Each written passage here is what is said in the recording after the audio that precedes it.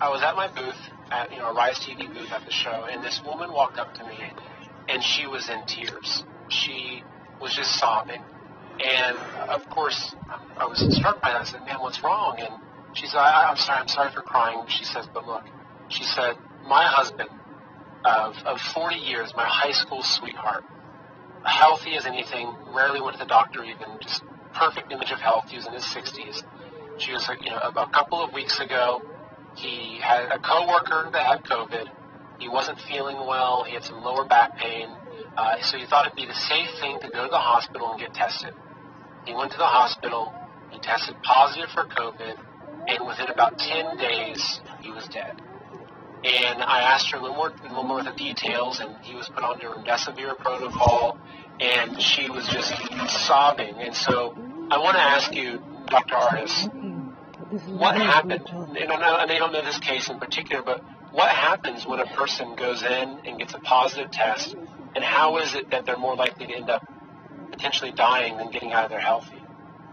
Yeah, it's a great question. It's sadly one of 820,000 of these same stories just for Americans alone. So let's just bring this home for everybody. I know it's kind of disturbing to even consider this, but I don't know if your audience understands the magnitude of deception that's going on. Our federal health agencies are actually, and our federal government is actually paying bonuses to every hospital in America if they will PCR test, meaning put a swab up your nose and down your throat, every single person that comes through their doors, regardless of why you went in. Even if you sprained your ankle or sprained your wrist, stubbed your toe, want to go get an x-ray, and you go to the ER, if you go to an emergency room or to a hospital, they are going to COVID-19 test you. Why? Because they're being incentivized that monthly reports given to the federal government by the hospital, if they can show they PCR tested a huge amount of people, or 100% of all of you, they get added bonus money for free.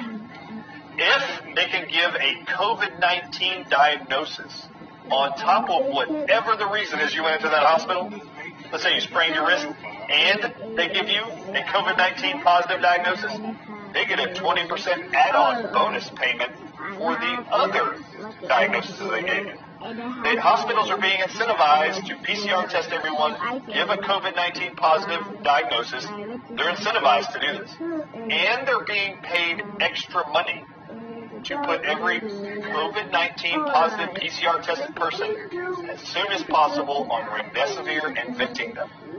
And they're giving our Medicare group alone is paying 20% bonus payout to any Medicare-aged individuals that walk into a hospital, get tested positive for COVID-19. The hospital gives that diagnosis. They're being given a 20% add-on bonus payment to use remdesivir.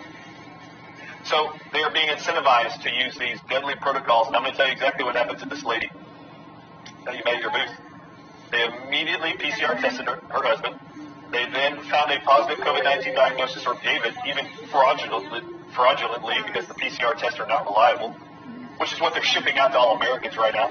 And then they're going to pump that guy full of remdesivir and put him on a vent ASAP. They get upwards of $100,000 for every person. They do this to 5 days for. Now, so what happens when they're given remdesivir? So remdesivir is shipped to hospitals in these little bitty dry powder in a bottle called lyophilized remdesivir drug. They add sodium chloride to it, inject that into your veins, and remdesivir within a 3 to 5 day period is proven to cause acute kidney failure, liver failure, and heart failure in 3 to 5 days. When these people's kidneys are shut down by remdesivir, and next to the remdesivir IV bag on the IV stand is also a sodium chloride bag, which is your fluids. That's your typical saline, just to put fluid in your body, right? Exactly right. That's being pumped into you the whole time. But remdesivir is shutting down your kidney's ability to excrete added water to your body. And then what's going to happen is remdesivir shuts down the kidneys. You can't urinate out water.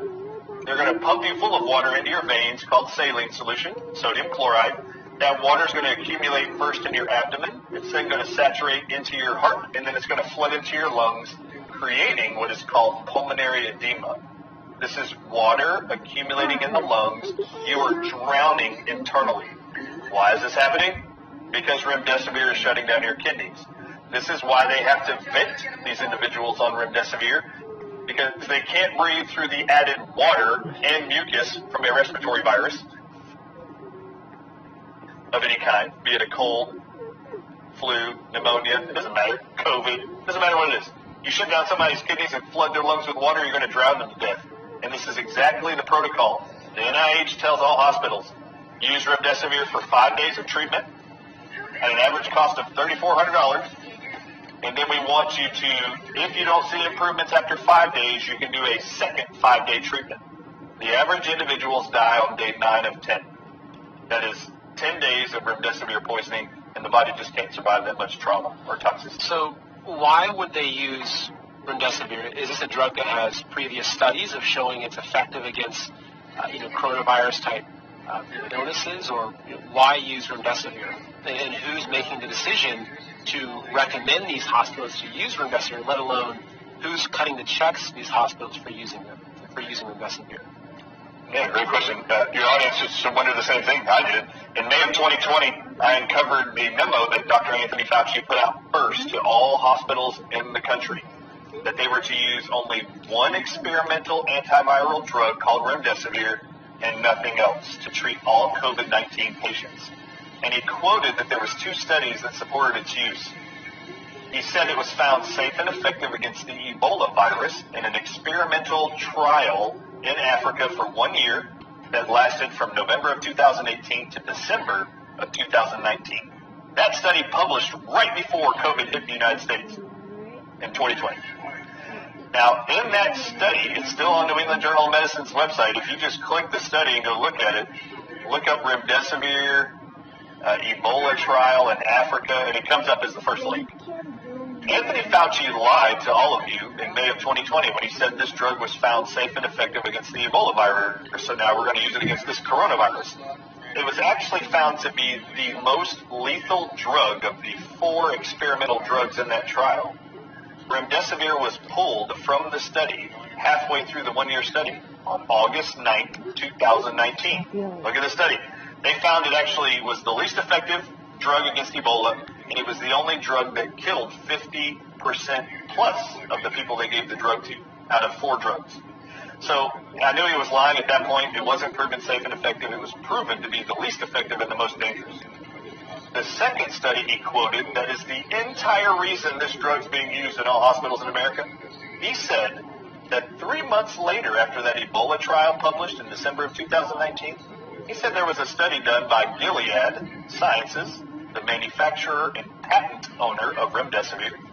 They said, Anthony Fauci did, that this company, Gilead, conducted its own study on 53 COVID-19 patients in March of 2020. They gave 53 COVID-19 PCR positive tested patients from 4 different countries remdesivir for 10 days. You know what their conclusions to that study was? 31% of all the people they gave that drug to before day 10 experienced a multiple organ failure and kidney failure as a result.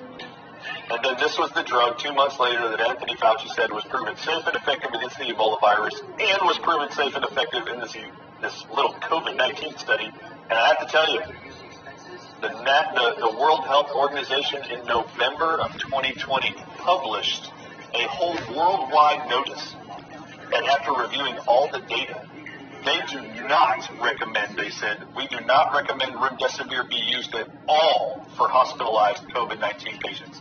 They found it ineffective against COVID-19, and it did not reduce mortality or reduce hospitalization. And then in July of 2020, JAMA, the Journal of American Medical Association, published a study of the VA's findings, the veterans.